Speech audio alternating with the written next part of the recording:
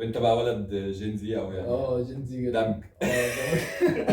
طيب تعالى نعمل مكالمة تليفونية دلوقتي. نعمل مكالمة انا اللي طالباك، انا البيت انا طالباك. رن كده. رنيت اهو. كنسل. جدع لو كنت رديت كنت هكرهك هموت عليه مش قادر. الواد مجنني بيكنسل كل ما اتصل يكنسل. رن تاني مجنني يا عم، رن تاني. هرن تاني. طب ميوت. لا مش هترد. لا هتبوس. لا مش قادر.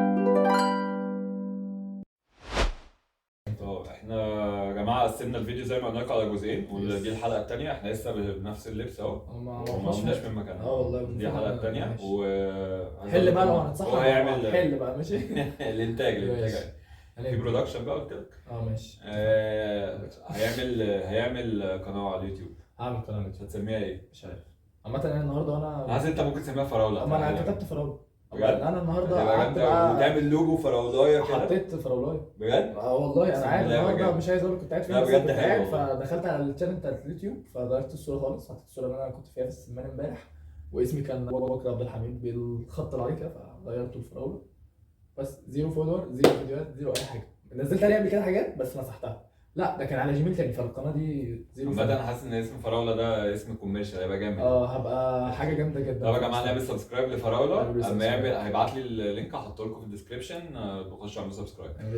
لو ما اتفرجتوش على الجزء الاول من الفيديو روحوا اتفرجوا عليه، ده الجزء الثاني من الفيديو. انا كريم عثمان فراوله ابو بكر. انا ابو بكر. لا بس على فكره اقول لك حاجه، دي حاجه فعلا كنت شايفها حلوه في ان انت اسمك فعلا حاجه حلوه كده، كريم عثمان. شايف ان ده اسم حلو؟ اسم جامد جدا والله. انا كنت بتكلم مع حد كده في الحوار بتاع الاسم بتاعك فبقول له يعني الاسم ده يعني احكي للناس الحكايه اللي انت من شويه يا جماعه. تعرف ان هو مشهور بس على ايه؟ على صاحبك اللي كنت امبارح كنا رايحين نركب خيل وبتاع بعد ما وقعت من الحصان ونازلين بالليل، ففي حد جاي يوصلنا يروحنا فده جاي معاه، فبيقول لي يا اسطى انتوا شغالين في سكيت بورك ومش عارف ايه، قلت له شغال في سكيت بورك. قال لي ده في واحد عنده كده تاتوز وشعره ماسكت وعينه عسل وزغاوي امور هو. فقلت له ايوه ده كريم عثمان. قال لي ايوه هو ده. فقلت له ده صاحبي. قال لي صاحبك؟ قلت له ده صاحبي. قال لي ده انت بتحور لسه ما صدقش.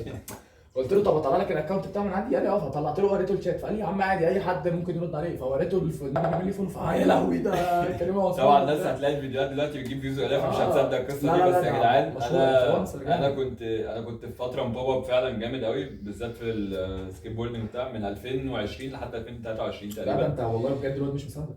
ومثلت وبتاع. ده في حد بيفتح الباب عادي. ومثلت في فيلم تفتح ومثلت في مسلسل اسمه الجامعه وكنت بموديل مش عارف ايه. ففي فتره فعلا كنت معروف شويه يعني. مثلت دور؟ مثلت دور ولا كنت كنت واخد دور مع محمد سعد وبيضربني وطلعنا في عصابه بالسكيت بورد جوه مول. خش اتفرجوا على تفتح يا جدعان. ايه ده سين كامل انا شفت الفيلم بس ما اكيد مش فاكر. محمد سعد حبيبي. قعدنا صورنا وقت طويل يعني، قعدت شهر بصور معاه. طب ده حلو. طيب نخش في الموضوع على طول. ماشي نخش في الموضوع. الريليشن شيب عندنا كانت عامله ازاي؟ انا اول ريليشن شيب ليا كانت على انستجرام، كنت في ثالثه اعدادي. ماشي. دي كانت اول ريليشن شيب عليا. واحده عملت لي فولو فعملت لها فولو باك فدخلنا اتكلمنا. دي حاجه كانت مثلا مستحيل تحصل ان انت تبدا علاقه من واحده عملت لك فولو انت عملت لها فولو باك. ليه؟ لان كانت في المدرسه بتاعت البنات اللي جنبنا. وكان كل البنات اللي حواليا في ساعتها في المحيط ده. دي حاجه على فكره حلوه مسهله لكم الدنيا. يعني انت لو شفت بنت دلوقتي مثلا عجبتك هتعرف توصل لها على السوشيال ميديا تروح تكلمها. ساعتها على ايامنا كانت تروح تكلمها. دلوقتي لا لا لا لا لا لا خالص. انت لو شفت واحده بس ومثلا لمحت حد من بعيد بيتكلم معاها ولمحت حد من صحابه بيتكلم مع الحد اللي بيتكلم معاها من بعيد ده، فانت تروح تقول له انت كنت مش عارف اعمل ايه، يجيب لك الاكونت بتاعها. انت بس عرفت اسمها. ايوه فانت ساعتها هتعرف تكلمها. انت مجرد ما عرفت اسمها ايوه يا عم انت ممكن تدور عليها وكده اصلا وخلاص كده تخش تكلمها. احنا ساعتها كان لازم تتجرأ انت بقى وتروح تكلمها ويا تكسفك يا انت حظك فاهم. لا احنا بقى دلوقتي بقى اللي هو انا حد اللي زي ما قلت لك. صح دي حاجه كويسه. يعني دلوقتي مثلا انا بتكلم مع حد وبحس ان هو حد كويس وبتاع فبنبدا نتكلم بعد كده بناخد الاكونتات بتاعت بعض. لكن انا اشوف حد على الانستجرام وانا اعمل لا مش هعملها تاني بصراحه. لازم اشوف الحد ده قدامي. مش هعمل لان طبعا انستجرام انت بتتشات فانت مش عارف اللي بيتكلم معاك ده شخصيته عامله ازاي. طبعا انت شايف ان دلوقتي الفكره بتاعت يعني بما ان احنا كنا بنتكلم على الفلوس من شويه وبتاع، شايف ان الفكره بتاعت الحب ان انت تحب واحده بجد وتلتزم قوي معاها ان انت هتتجوزها وبتاع بقت اقل بكتير قوي من زمان. يعني انا بحس دلوقتي من بقى بسمع كتير قوي قصص من بنات حتى صغيرين اعرفهم بيقولوا لي ولاد ان بقى في كوميتمنت ايشوز، اللي هو مفيش حد عايز يكوميت، مفيش حد عايز ياخد. يعني بقول لك قعدت علاقه 10 سنين، ما اعتقدش دي ممكن تحصل دلوقتي. البنات حصلت بتحصل دي بس قليل، ناس صحابي من بس سني قليل يتعدى الصواب. بالظبط. انا قصدي ان انت مش بتبقى شايف نسبة إن الحب من الاثنين عالية. ايوه بس قصدي انت مش شايف ان الشباب والبنات هما الاثنين بقوا خايفين من بعض او فاقدين الامل في بعض، اللي هو أنا عارف إن دي كده بشكل كبير. صح؟ دي بشكل دي لان ده بقى ضد ده. دي حاجه بوظت العلاقات قوي يا جماعه. وحاسس ان بجد والله العظيم دي حاجه طول عمري بتضايق منها ونفسي اقولها، ان من كتر ما بقى في ناس على السوشيال ميديا بتقعد تتكلم عن العلاقات الموضوع باظ. باظ. الموضوع باظ. هما بيسخنوا، في أنت ما ناس بقتش بتسخن فاهم. البنات أنت على بس الاولاد بتسخن وفي ناس الولاد. بتسخن الاولاد على البنات، ودول بيسمعوا لدول ودول بيسمعوا لدول، ف يعني باظت. بس بقى اقول لك على حاجه بقى بعيدا عن السوشيال ميديا، قبل ما الناس دي كلها تطلع مثلا في 2022 و2020، قبل ما يعني الشيخ ياسر الحزيمي ده يطلع يتكلم عن والله الناس دي كلها ومش عارف ايه لا بس انا بتكلم مثلا على اللي هو بقى المكاوي وما اعرفش والناس دي مين، كلها في بنات زي في فيرجن من البنات زي مكاوي كده بتقعد تقول للبنت لا انت لازم تدوخي، انت لازم تعمليه مش عارف ايه. وفي ناس بقى تانية يعني قبل ما كل دول يطلعوا لا كانت الريليشن شيب ماشيه بطريقه عاديه. واحد بيحب واحده هي بتحبه هيكمل. ما انا عشت القصه دي بتحصل حاجه قد كده، وهي الصحاب اللي كانت بتفرق بينهم عامه والكلام الكتير ومش عارف ايه، فالموضوع بينتهي خلاص الموضوع خلص. لكن دلوقتي بعيدا بقى عن الناس اللي بقت بتتكلم عن الريليشن شيب بشكل كبير وان هم بيسخنوا الناس وكده، لا البنات نفسها بقت ايوه. بس انت ما كنتش انا بقول لك انت شايف ان دلوقتي مثلا وانت داخل علاقه، انت تعالى نتكلم عنك ماشي انت داخل علاقه، مش حاسس ان امل ان العلاقه دي تكمل للجواز قل كتير قوي عن زمان؟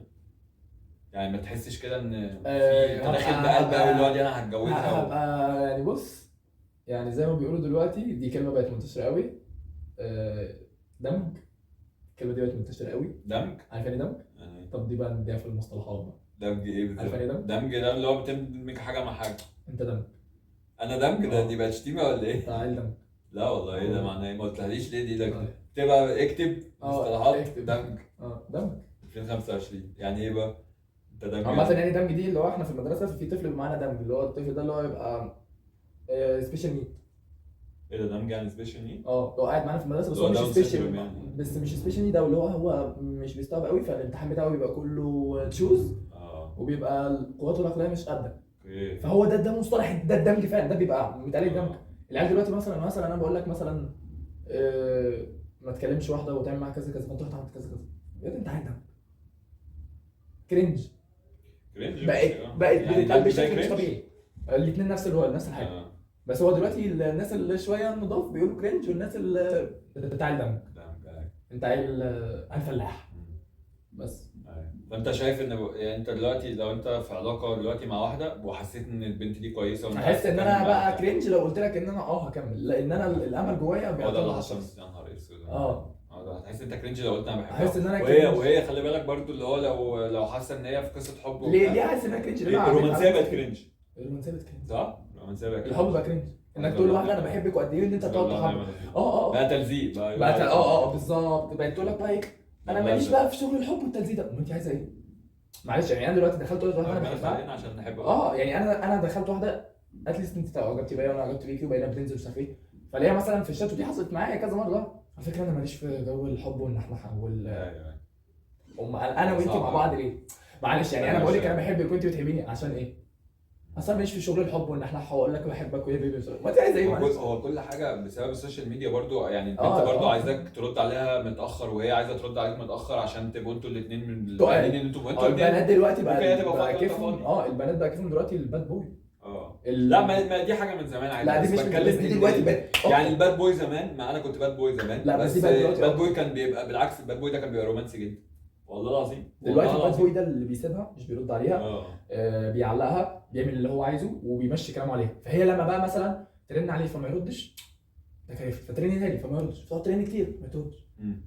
فايه ده مش مهتم ده انا بحبها. الله ده جميل. طب اقول لك حاجه، طب لما يقول لها ما بحبكيش يقول لها انا مش قادر اتكلم معاكي، هموت عليك مش قادره. طب تعال نجربها خلاص. دي الفرديه اللي هنعمل. طيب تعال نجرب دلوقتي مثلا. انا انا بنت، انا هعمل بنت وانت ولد وأنا وهنتخيل الجيل دلوقتي. ماشي.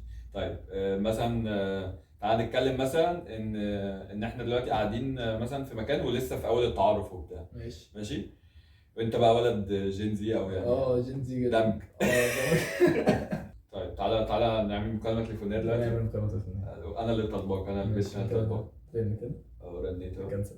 جدع، لو كنت رديت كنت هكرهك هموت عليه، مش قادر. الواد مجنني بيكنسل كل ما اتصل يكنسل. رن تاني. بيجنني يا عم رن تاني. هرن تاني. طب ميوت. لا مش هترد. لا هبوس. لا مش قادر هبوس. طب اقول لك حاجة؟ قطع الشرايين. تكست مسج كده ماشي، انت ما تردش عليا ليه؟ هبعت لك تكست دلوقتي اهو، اقول لك حبيبي انت فين؟ انت وحشتني قوي، ما تردش عليا ليه؟ سي. لا الساعة انت مثلا الساعة 1 بالليل. معلش ما شفتش الموبايل. بس انت بتبقى قاصد يعني الشباب بتبقى قاصد تعمل كده ولا هو انا كفراولة مثلا هو قاعد مسحول مع لا اصحابه لا وبتاع؟ انا كفراولة. بص هفهمك حاجة، هي الكلمة انت موبايلك احنا بقينا بنمسكه وبنصحى من النوم على الموبايلات، فانا كده لو قاعد مع امي قاعدة. لا بس انا مثلا ساعات فعلا مبقاش عايز امسك الموبايل. انت كبير، انت عجزت خلاص. بس والله العظيم فعلا ساعات مبقاش عايز امسك الموبايل. يعني في مثلا بنت ممكن تبقى بتكلمني وتبعت لي وتفكر ان انا بتقل عليها او اللي هو مش عايز دول بس دول فريندز. انا فعلا مش بتقل ولا لا حاجه، بس انا مش عايز امسك انا مش عايز امسك الموبايل. دي بتحصل معايا، بس دول فريندز. لما بتشارك مثلا بنت تقعد تتكلم انت ما تقولش عليه وانا وهي اصحاب عادي، فانا عايز اقول لها والله انا ما شفتش الموبايل، وانا فعلا ما شفتوش لان انا مش مهتم بيكي، لكن طالما انا اون ريليشن شيب فانا على طول واخد بالي من الموبايل. في اي وقت اللي هيبعت انا هرد عليه، في اي وقت هو ينفع ارد عليه. فطول ما انا في ريليشن لا ببقى قاعد مع صحابي عادي، كلنا 20 واحد كلنا مصاحبين احنا قاعدين كله ماسك الموبايل. ما بقيناش بنقعد نلعب دومنه، ما بقيناش نقعد نهق على بعض والكلام ده، كل ده انتهى. وانتهى في قد ايه؟ من سنه لسنه حرفيا. السنه اللي فاتت كنا قاعدين بنضحك ونهق ومش عارف ايه. طب تعالى نعكس الموقف بقى، انت الولد اللي هو اللي واقع وانا البنت بقى اللي هتقل عليه. انت بتمثلني من 5 شهور فاتوا ماشي، اعمل اللي انت عملته، اعمل اللي انت عملته. تعال نجرب دلوقتي. كنت بتعمل ايه مثلا؟ يعني مثلا انت تبعت لي تكست دلوقتي مثلا. انت فين؟ بتعملي ايه؟ انت كلمتني مثلا دلوقتي. بتعملي دي استنى، انت كلمتني دلوقتي وانا ما ردتش. هتعمل ايه؟ برن تاني. بترن تاني؟ برن حوالي 20 رنه. 20 اقسم بالله كنت بعمل كده. واكدت لها قد ايه انا بحبها فشخ. انا عملت كده، انا ابقى صريح، انا عملت كده زمان فعلا، بس ما عملتش تاني يعني. لا عملتها انا دي كده في بجد. ما تاني مع رجاله ولا مع ستات؟ ما اعرفش ارن على حد مرتين ولا راجل ولا ست. اول مره اعملها، اول مره في الريليشن شيب ان انا ارن على واحده ابقى مهتم بيها وكده. كانت جميله وكانت حلوه وكان في ولاد كتير عليها، فانا اللي كنت مرتبط بيها فساعتها انا. طيب رن كده. بقى يو انا هكنسل. هو ده اللي كان بيحصل. يا عيني جت على الجرح دي. كانت بتقول كده شويه. لو انت عملت معاه اللي هي بتعملها معاك بتتضايق فشخ. بس طبعا البنات برضه يعني. لا دي بالذات كانت يلا مش عايز اجيب سيرتها عشان ماشي. اسمها ايه؟ اسمها زينب. عملت لك ايه ماما؟ زينب انت الخسرانه. الراجل هيبقى نجم شويه وهتلاقيه بيستلم الاوسكار. انا برياكت على الفيديو بتاعنا ده كمان 6 سنين مثلا. يا دين امي، بس لو وقفنا فيديوهات هحلق لك شعرك. لا مش هنقف ان شاء الله باذن الله. يلا طيب هو احنا كده يعني. تعالى نقفل العلاقات. حلو. تعالى نتكلم على الشغل بقى عشان دي حاجه نفسي اتكلم عليها. الشغل زمان ودلوقتي. الشغل زمان بجد يعني زمان كنت تحس بيه يعني. احنا بنتكلم فرق 17 سنه بس قبلها يعني. مثلا زمان اللي هو يعني مثلا ابويا مثلا الله يرحمه او باباك او اي حد كان ممكن يبقى بيشتغل في اليوم مثلا ما لا يزيد عن 4 ساعات وقاعدهم على مكتب، ويقدر يفتح بيت ويقدر يخلف ويقدر ياكل عياله ويدخلهم مدارس. تعال نشوف دلوقتي لو انت شاب بتبتدي حياتك وفكرت ان انت تشتغل شغلانه واحده بقولك 4 ساعات على المكتب اللي هي وظيفه الحكومه اللي اهالينا كلها كانوا بيشتغلوها. هل احنا بقى الجيل بتاع طبعا احنا يعني متاثرين احنا الاثنين حاسين بالانفليشن، سواء عندي 34 17 هم مفشوخين. انت بتموت صوتك. انت بتموت كنت هو البتاع دي ريحتها لبان صح؟ دي لبان؟ لا ده بلو بيري. دي برضه حاجه مستحدثات. دي حاجه بقى نتكلم عليها عشان هو اكتر حاجه مستحدثه. ما بحبهاش الصراحه. ما بتحبهاش؟ كنت اقول لك خد بس انت عندك او سي دي وبتاع مش عارف. لا مش الحاجات دي. انت ايه ده؟ خد على صدرك. دي بالايه؟ خد على صدرك بلو بيري. خد على صدرك. انت بتاخد على صدرك والله؟ انت اخدته. لا خد كده. لا هي مش شيشه. خد احنا عندك دي كانت شيشه على خد النفس كسجاره بس بالراحه، ما تشدش الشده دي قوي. خدها. امال ليه اللي مش بتاخد على الصدر بقى؟ الفيب الكبيره البراد. ايوه لكن دي بود، دي زي السيجاره كده. مفيش احسن يابا من الحجر القص تحط. ما انا بشرب قص عامه. طيب فبقول لك الشغل دلوقتي انت اختصرت الموضوع كله في الوظيفه اللي ابويا وابوك كانوا بيشتغلوهم ايا يكن كانت ايه. فانا اتكلمت على ده عشان لحد 2007، لو احنا هنتكلم على 2007 لحد 2007 كانت ماشيه تقدر. لا كان قلت طبعا شويه، كان الموضوع اصعب، واحنا كنا بنقول لاهالينا كده انتوا ما عملتوش حاجه، انتوا مش فاهمين حاجه، انا مش عارف ايه، عشان ابتديت ساعتها ان انت غصب عنك الشيفت بتاعك بقى من 8 ل 10 ساعات الطبيعي اللي في اي شركه، بقى من 8 ل 10 ساعات. فانت محتاج تشتغل 8 ل 10 ساعات عشان تاخد مرتب مش هيفتح لك بيت. حتى هو كان ب4 ساعات بيفتح بيت وبيخلف وبيتجوز وبيصرف. لا ده انا ابويا بيسمعني كلام دلوقتي، بيقول لي ده ال 4000 اللي انت بتاخدهم دول لما يفتحوا بيت. اقسم بالله مش يفتحوا بيت. قسما بالله لو فار هيتجوز فار ما هيفتحوا البيت. مش عارف يجيبوا جبنه. انا كفراوله والله العظيم مش عارف يجيبوا جبنه والله. السلسله دي اغلى بكتير من ال 4000. اقسم بالله صرفت عليها كتير قوي. يلا الحمد لله. طيب فيعني مثلا دلوقتي لو انت مثلا عايز قررت انت في سن مثلا نتكلم على زينب بقى. انا ما كنت مع زينب كنت عايز اتجوز اشتغل شغلانتين. هو ده اللي كنت لسه هقوله. شغلانتين وشغلانتين فشخ. يعني لازم تشتغل شغلانتين او اكتر لو انت قررت انت. لا بص، وشغلانتين فانت في الشغلانتين انت مأدي اجمد اداء عشان تاخد احسن مرتب. كنت في البارك بقفل وبشيل مكان ده، ولا اي حد عايز يكفر بنزل يوم اجازتي اشتغل عشان اجيب فلوس عشان اخرج معاها، وفي نفس الوقت بشيل فلوس عشان اجيب شقه. اتليست عندي شقه وكده، بس عايز اشطب وعايز اجيب دهب. يوم ما مسكت رقم كبير عايز اجيب دهب وبتاع، زي ما حكيت لك كده، انا بس ماليش اي لازمه. فاهم بجد والله العظيم الراجل اللي بياخد 25000 جنيه دلوقتي، والله العظيم والله العظيم يا عم، ما مش عايز اقعد اقول ارقام يعني، بس اقسم بالله انا فعلا بصرف، مش هقول انا باخد كام او بيخش لي كام، بس قسما بالله انا مصاريف بنزيني وصيانه عربيتي بس في الشهر بتخش في 10000 جنيه. فانا المفروض اكون باخد كام؟ يعني ما مش هعتبر نفسي فقير لان انا بصرف 10000 جنيه بس على عربيتي وغصب عني مش بمزاجي.